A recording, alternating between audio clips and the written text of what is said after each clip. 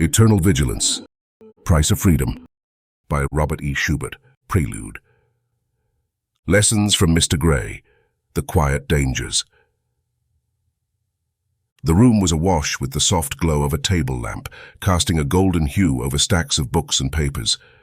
Emily, a young journalist in her 20s, sat opposite a gentleman named Mr. Gray.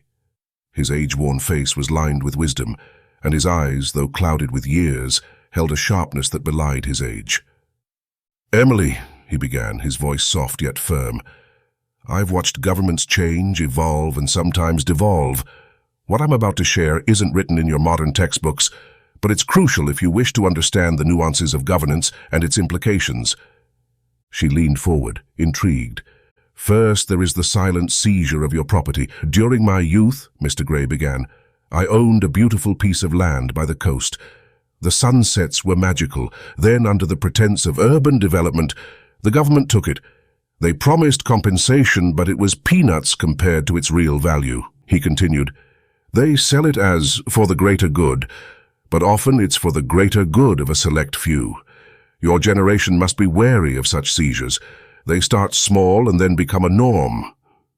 Emily scribbled notes, her brows furrowed. Mr. Gray's eyes darkened.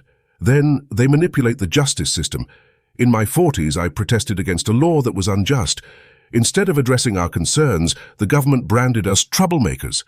Friends disappeared.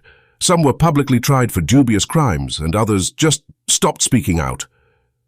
Emily looked up, her heart heavy. "But why?" "Control," he replied simply. "The justice system, Emily, can be a double-edged sword.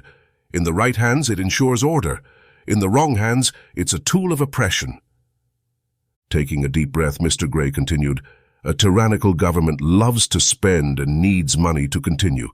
You see, making people pay exorbitant taxes is a clever strategy. First, it drains them financially, making resistance harder. Secondly, they're indirectly funding their own oppression, and if they protest, they're portrayed as enemies of progress." Emily whispered, "It's so insidious." "Exactly. That's why it's effective." Mr. Gray nodded. Mr. Gray could see the evening growing darker, but the room felt warm with shared understanding. Mr. Gray leaned in. "Always remember, Emily, the essence of freedom lies in questioning. You journalists must uphold that torch, for it keeps the darkness at bay." Emily nodded, her spirit ignited. "Well, at least that couldn't happen here."